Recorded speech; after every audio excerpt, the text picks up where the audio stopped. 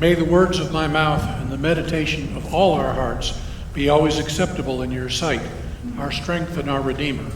Amen. So some of you know that I am in a preaching class sponsored by the Episcopal Preaching Foundation, and we've been focusing lately on preaching from the Old Testament. There were two Old Testament alternatives for this Sunday. One is the fairly straightforward Abraham bargaining with God over Sodom and Gomorrah. The other is a stranger chapter from Hosea about prostitutes and their children's names. Father Cal said Hosea was the choice, so here we are. So today we're going to bounce from 8th century Israel to Minnesota in June, and then to the Korean War, and end with thoughts on prayer. First of all, Gomer.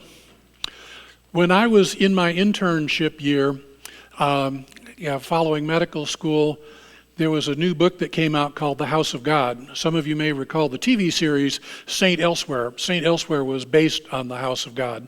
And there was a intern who was undergoing his training, and I was reading at the same time I was undergoing mine. Now, the book was a comedy. My internship was less so. But I learned the cry of the struggling intern after midnight when the usual chronic patients, alcoholics, drug-seeking, drug people tended to come in, and that was Gomer.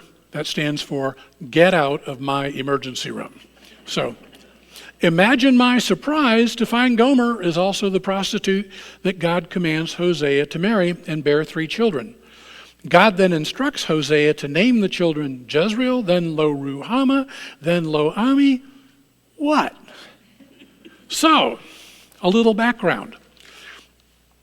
This comes from 2 Kings chapter 9. General Jehu was a commander under King Ahab who had allowed Baal to be worshipped in Israel. Jehu is out in the field and is anointed by an acolyte of Elisha to be the next king of Israel, to clean up the swamp, as it were. So starting in the valley of Jezreel, Jehu assassinates Joram, Ahab's son, and Ahab's extended family, and eventually Queen Jezebel. It is, all in all, a pretty wide-ranging bloodbath. But then Jehu and his progeny do not follow the Lord's wishes either, and now it is their turn in the Lord's ire and Jehu's dynasty to be overthrown by the Assyrians, ending the independent kingdom of Israel. This is the context in which Hosea is preaching. So Jezreel is both the place where Jehu began the slaughter of the royal family and the Lord's choice for Hosea's first son's name. To sharpen the message about God's anger, the next child is Lo-Ruhamah, which means no pity. And Lo-Ami means not my people. So God is clearly not happy with the Jehu dynasty. 2 weeks earlier, here in church, we heard Israel as a prostitute example in Amos.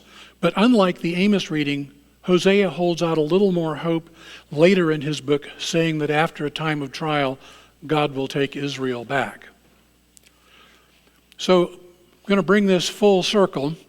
Moving forward, William Faulkner acerbically noted, the past isn't dead, it isn't even past. So a recent article in the Atlantic magazine citing the connection of Jehu's slaughter as one of the inspirations for Christian nationalism that advocates spiritual, political, or even further violence for allegedly religious reasons. It does not take a large leap from there for a mentally disturbed person to engage in physical violence. The most recent example of inspired violence was the assassination of a state senator and her husband in Minnesota. The alleged assassin, Vance Bolter, a sometime pastor, attended the Institute for Christ for the Nations, getting a diploma in practical theology. On the walls of the Institute is the quote, "Every Christian should pray one violent prayer a day." Needless to say, in the last month, the Institute has strongly disavowed any physically violent intent. We also saw religious overtones in the January 6th attacks on the Capitol, among other incidents. Now we're seeing the themes of spiritual warfare spilling additionally into politics with the rise of the New Apostolic Reformation movement, whose pine tree flag has the motto, "An appeal to heaven." This flag caused a significant flap when it flew in front of a Supreme Court justice's home last year. Today's gospel lesson is the succeeding chapter where the disciples ask Jesus just how to pray, and he delivers what we now call the Lord's Prayer, which you heard a little earlier. I came across this version I'm going to read in a recent translation of the Gospels from the Greek by the author and academic Sarah Ruder that tries to get a little closer to the nuance than the traditional versions, and it goes like this. Father, let your name be spoken in holiness. Let your kingdom arrive. Give us day by day tomorrow's loaf of bread, and free us from our offenses, since we ourselves have set free everyone bound to us likewise, and do not bring us into the ordeal. So what does prayer get us? Sometimes we tend to think of God as our personal genie, and we're disappointed when he fails to deliver. So I was in medical school, and the only time that we took off from study was to watch the TV series MASH.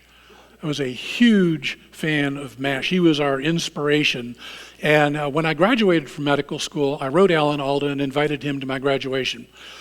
I was slightly disappointed he didn't come, but he did send a very nice note congratulating me on training for the role that he just played as an actor. There was a 1975 MASH episode called Quo Vadis that particularly struck me. There, a soldier has combat-related mental break and believes he's Jesus Christ and interacts with the cast going through the show and eventually is interviewed by Dr. Sidney Freeman, the psychiatrist, who asks him, why does it seem some prayers go unanswered? And Jesus cried softly as he said, God hears all prayers, but sometimes the answer is no. As a hospice and palliative care physician, I recall and reflect on this 50-year-old TV conversation on occasion when I have patients whose hopes and prayers for cure or longer life or miracles have not been answered. So what?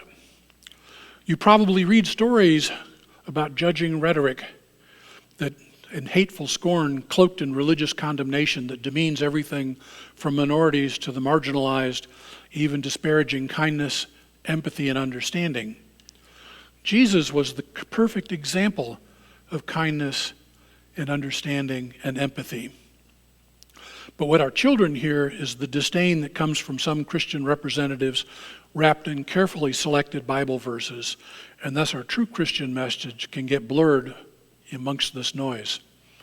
I sometimes worry about calling myself a Christian when so many people now associate Christianity with some of this disdain.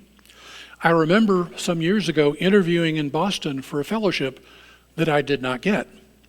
I was told, based on the Christian values that I cited, that I was too religious to learn in Boston. Go figure. When I moved to Knoxville some years ago,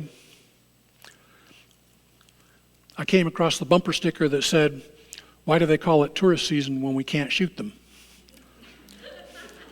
So, as Christians, we can't shoot people. We can, even if we disagree with them vehemently, what should we do? Love, mercy, and prayer would be the mainstays. Jesus entreats us to love our neighbors and pray for them. Jesus notes in the parable of the Good Samaritan we heard a few weeks ago that the first commandment is to love your God with all your heart, your mind, your soul, and spirit. And the second is like unto it, love your neighbor as yourself. And he then explains the parable of the Good Samaritan as my neighbor, who is my neighbor is the one to whom I show mercy.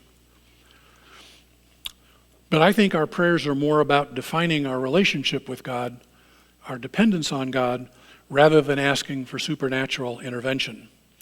Prayer is an opportunity to dwell in the holy place of God. Experts beyond my pay grade explain that there can be 5 aspects to prayer. These include adoration, praise, petitions, intercession, and thanksgiving. And it is clear that the Lord's Prayer, which I read earlier, touches on most of these aspects in this short and simple prayer. Prayer is not just about what we say, though. It is also about listening. I don't know about you, but I fall down on that end a lot. So Jesus points out that God does not return requests for eggs or fish with unclean things like scorpions or snakes, but we have to listen for that still small voice that might be answering us, to return to the question at hand while God answers prayers. Sometimes we don't get what we ask for, but we may get what we need. My prayer for us as a community and a nation is that we may embrace Jesus' teachings of kindness, empathy, understanding, and peace more fully. And my prayer for you is that our prayers may be answered as best you need. Amen.